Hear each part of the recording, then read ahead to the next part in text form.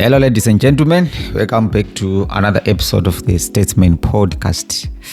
I would like to say shout out to all our subscribers who have been supporting the channel by way of watching our episodes. And if this is your first time here and you like political issues concerning Zimbabwe, this is your channel, and please support the channel by way of subscribing it. I'm hoping to get to 3,000 subscribers before the end of the year or by the end of the year.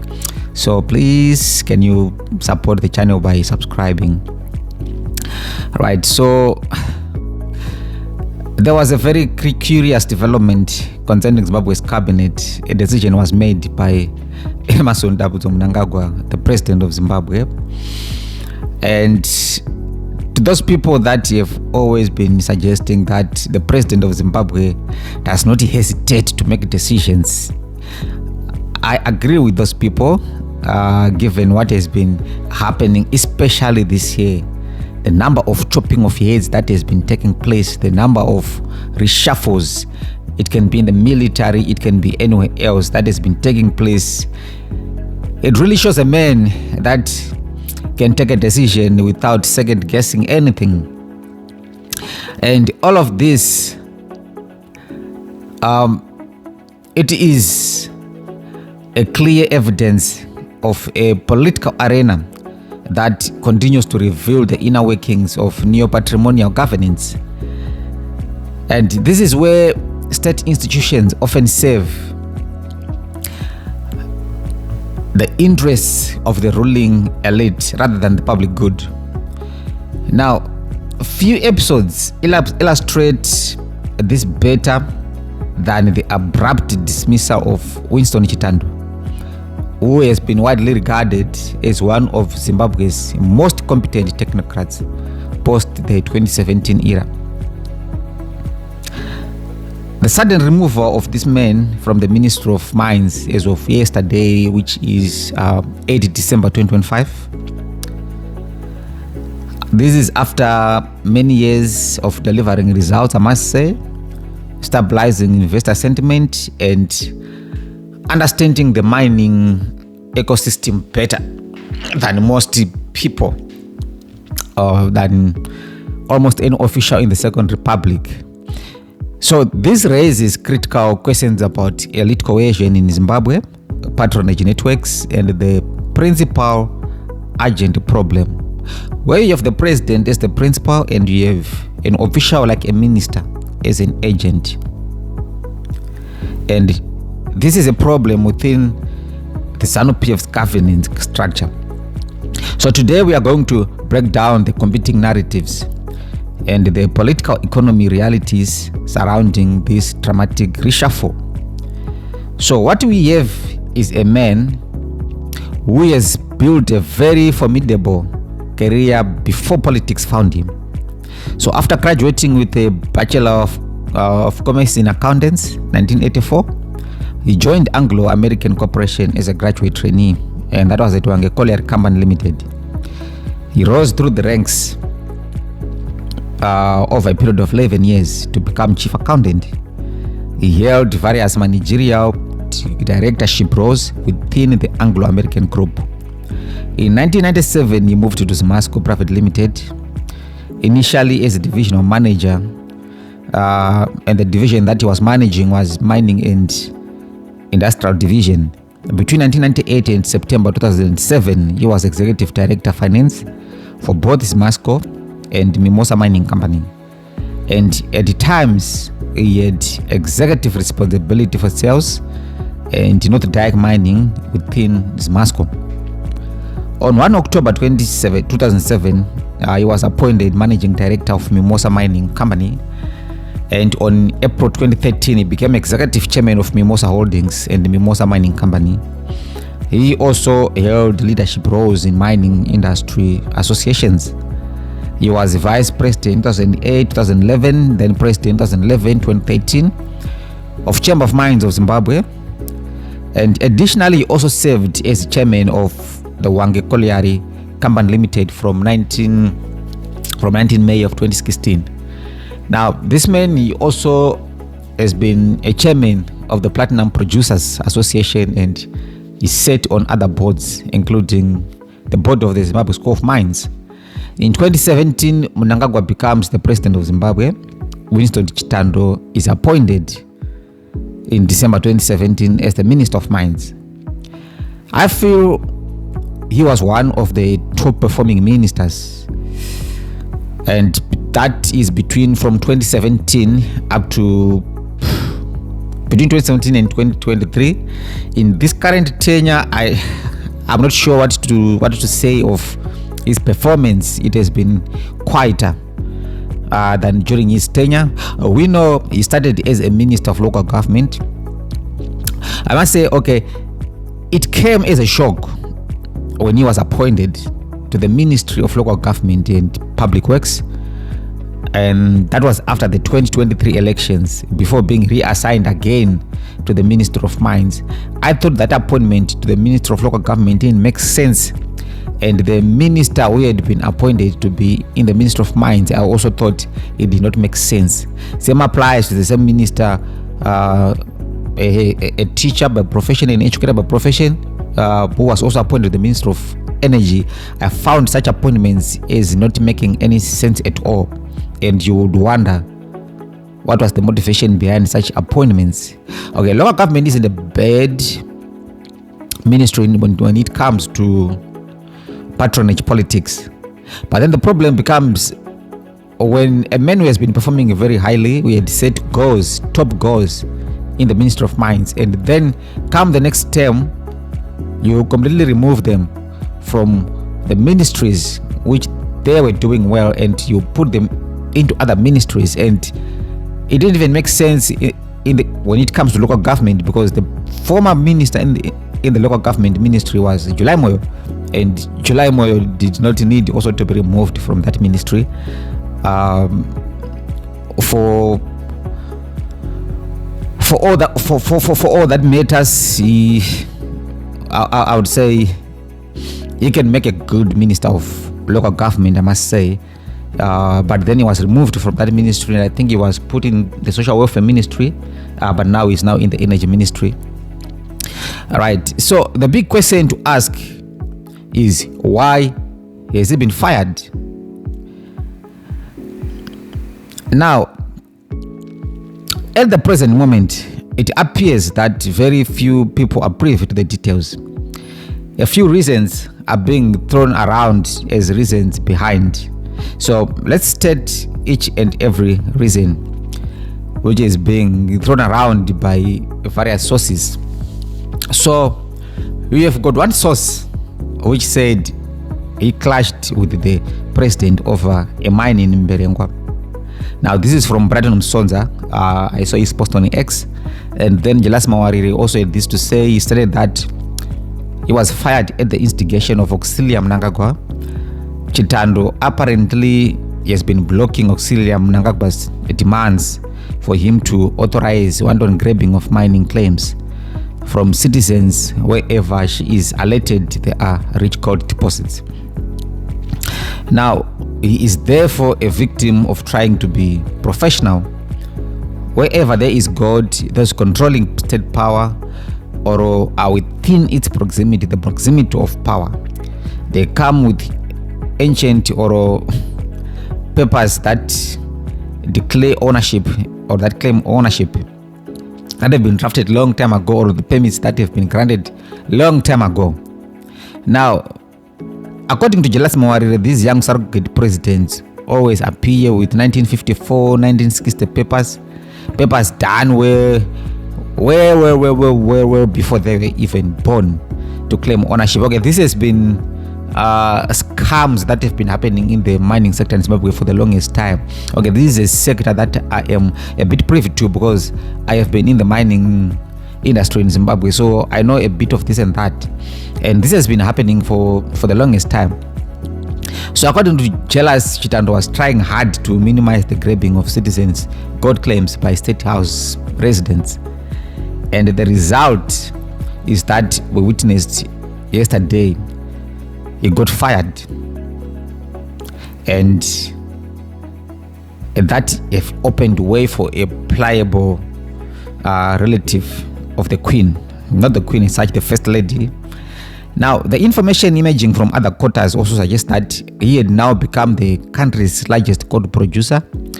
These reports, they indicate that whenever he discovers a claim with rich deposits, he cancels existing permits, he takes it over. Now, the number of complaints had become overwhelming according to this theory. This is consistent also with a previous case that involved Chitando. I think it was earlier this year, or I can't remember when, but in the previous few years or a few months, right? Winston Chitando, through his company Barrington Resources, in this case, he lost an application at the High Court to block a company called Auxilia. Now, this company is linked, or is part of the Moti Group from mining lithium in Mutoko, and that is Mashonaland East Province of Zimbabwe. So I could judge Justice Mnamato Mtevedzi ruled against the Barrington Resources. Barrington is the company that is linked to Minister Chitando, or former Minister Chitando. And the case was under case number HC 8671/22. So Barrington Resources, they made an application for the resolution of a boundary dispute relating to the boundaries of conflicting lithium claims owned by Barrington and Auxilia respectively. Now, these companies both, they contend that their claims includes within boundaries of the Good Days mine. Chitando has been facing conflict of interest accusations in the matter following allegations that he owns Barrington Resources. Chitando is also linked to another company called Hanzu Resources, another mining company. Now, Chitando, in his capacity as Minister of Mines and Mining Development, was cited as the third respondent, and some of the accusations traded by the parties entangled the minister in the dispute in his personal capacity. And in a detailed judgment delivered by the High Court Judge Justice Mtevedzi, I think it's dated June 27 and July 21, 2023. So the case was 2023. It was contended that the coordinates which Barrington Resources claimed are the correct ones cannot be proved without showing the court that due process was followed in their pegging. The most critical issue here, according to court documents, was whether the applicant, Barrington Resources, was the prior pegger of the mining location in dispute. The sole material dispute of fact which the court is capable of resolving on the papers is who between the contesting parties is the prior pegger. Its resolution can be dispositive of the application. Now, Barrington, in its application, it claimed that it acquired the mining rights in 2012, but the company was only incorporated in 2013. Now, according to its registration number, there is no pre-incorporation contract.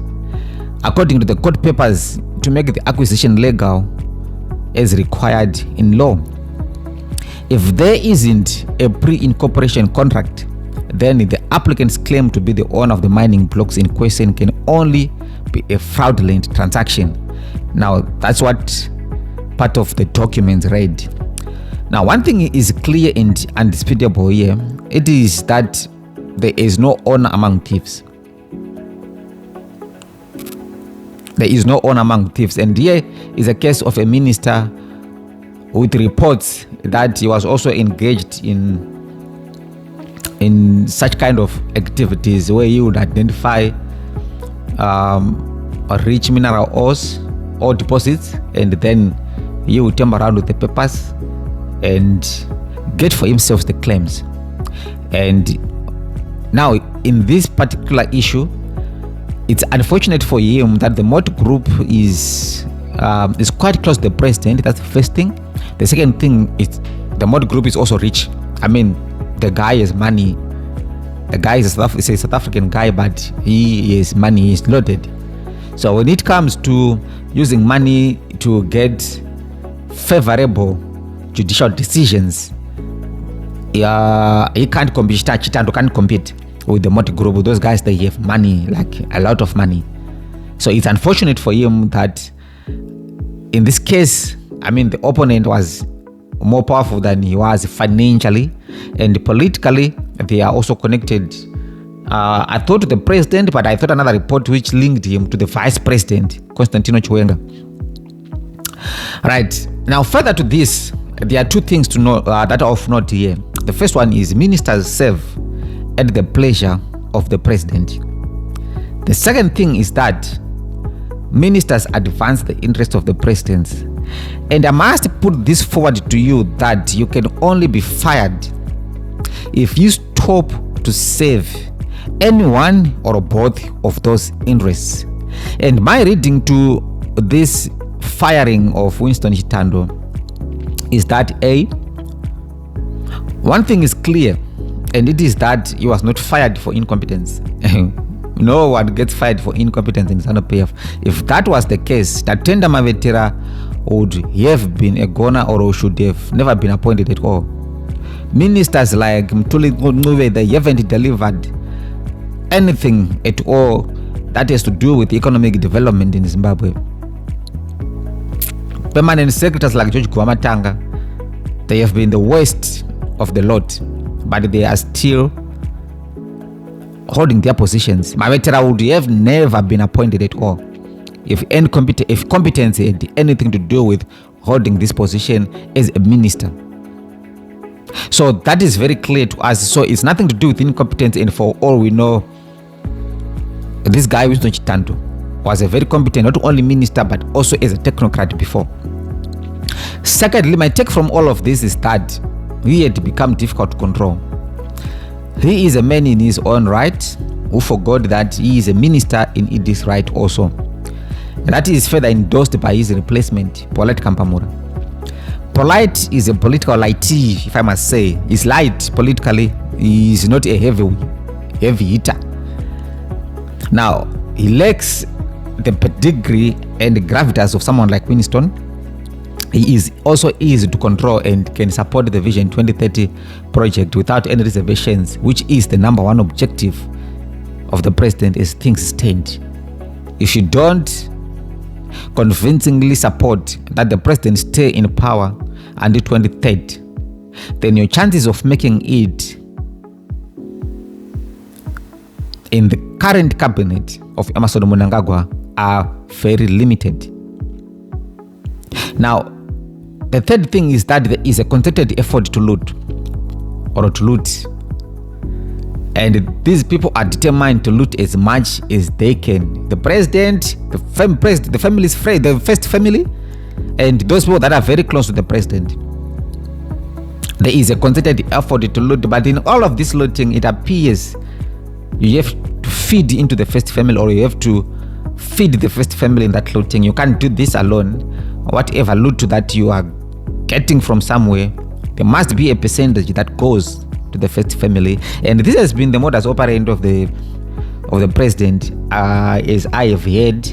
Although I have been in Kwekwe for some time, so some of these things, it's stories that you hear around to say, oh, you see that building is not completed yet. It's supposed to be a hotel, but the reason the person has not completed it is because he's been told by the president that he needs shares there.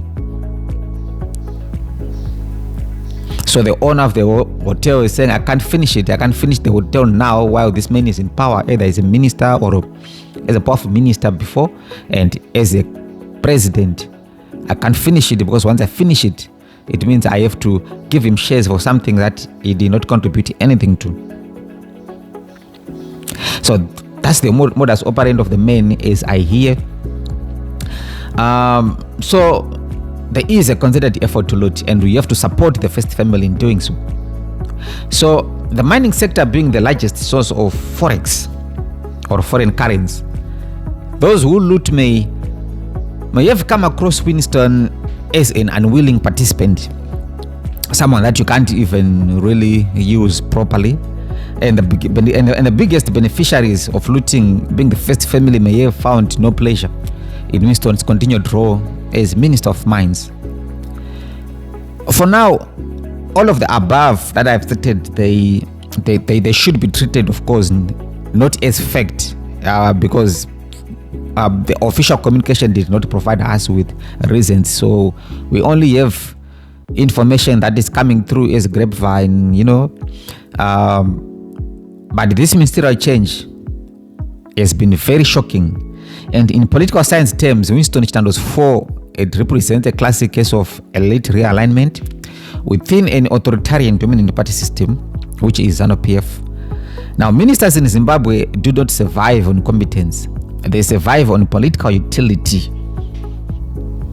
So once any actor becomes too autonomous, too influential, or too resistant to the informal expectations of neo-patrimonial state, they cease to be an asset and quickly become a liability.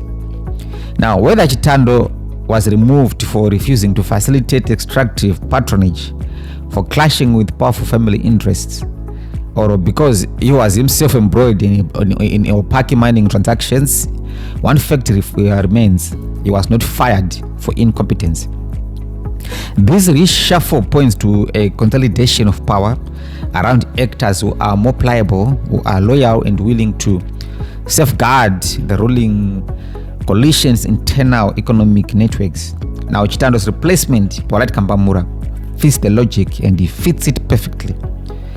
Now, as the mining sector becomes the epicenter of Zimbabwe's political economy and the chief source of both foreign currency and political rents, the regime will increasingly require ministers who operate as agents of the presidents. They can't operate autonomously. You can't. Not independent. You can't operate as an independent technocrat. And history shows that all those people that who are proper technocrats, people that can deliver in their own right, those people, they don't stay in power. It does not keep such people. And one case in point, I think, is probably the case of Larry Mafima. The man was a proper technocrat who brought sanity to the Midlands, especially in the mining industry of Midlands. But as soon as 2023 was gone, he was replaced by Mnangagwa, who is no technocrat at all. The man is not technocrat at all. Not at all. But he is now the Minister for Provincial Affairs in Midlands. That position was being held by Larry Mafima. But it's also fair to note that before Larry Mafima, it was also the same man, Mnangagwa, who was there. But I just found Larry Mafima more appropriate for the job. But those people are not kept in power. So the story is still unfolding, but one thing is abundantly clear. In Zimbabwe politics, once you stop serving the interests of power, power stops serving you. Ladies and gentlemen, you have been watching the Statesman podcast. Thank you for tuning in. See you in the next episode. We move.